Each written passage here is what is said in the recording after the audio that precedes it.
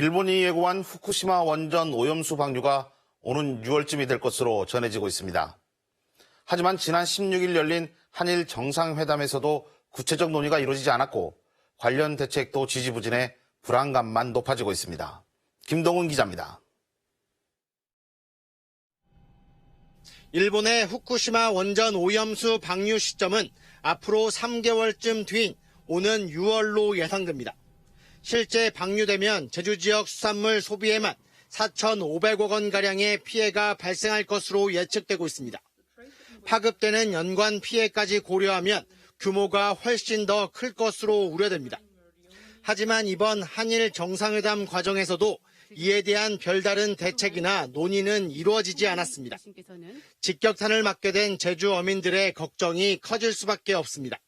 오염수 방류되면 물질은 끝이라고 생각합니다. 그렇지 않아도 소라 같은 것도 판로가 안 돼가지고 우리 물질 하는데 좀 어려움도 있고 소득도 없는데 삼중수소 농도가 높지 않아 영향이 크지 않을 것이라는 분석도 있기는 하지만 일본 측이 제시하는 자료가 제한적인 데다 해양 생태계에 미치는 영향은 분석이 이루어진 적이 없어 신뢰를 얻지 못하고 있습니다.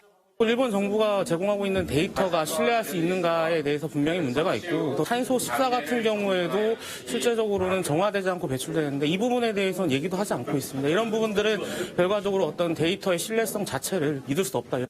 기존 4곳이던 제주해역의 방사능 농도 조사 지점은 지난해 10곳으로 확대됐지만 불안감을 해소하지 못하는 것도 이 때문입니다.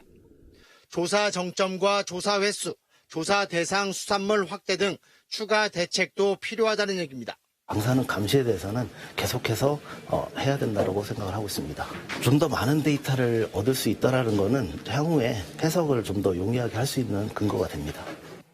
제주도는 올해 100억 원이 넘는 예산을 편성해 수산물 가격 안정화에 주력할 방침입니다. 하지만 특별법 제정 등 지방정부 차원의 대응으로는 한계를 보일 수밖에 없습니다. 거기에다 주변 국가의 공동 대응도 속도를 내지 못하고 있어 관련 대책은 지지부진하기만 합니다. JIBS 김동훈입니다.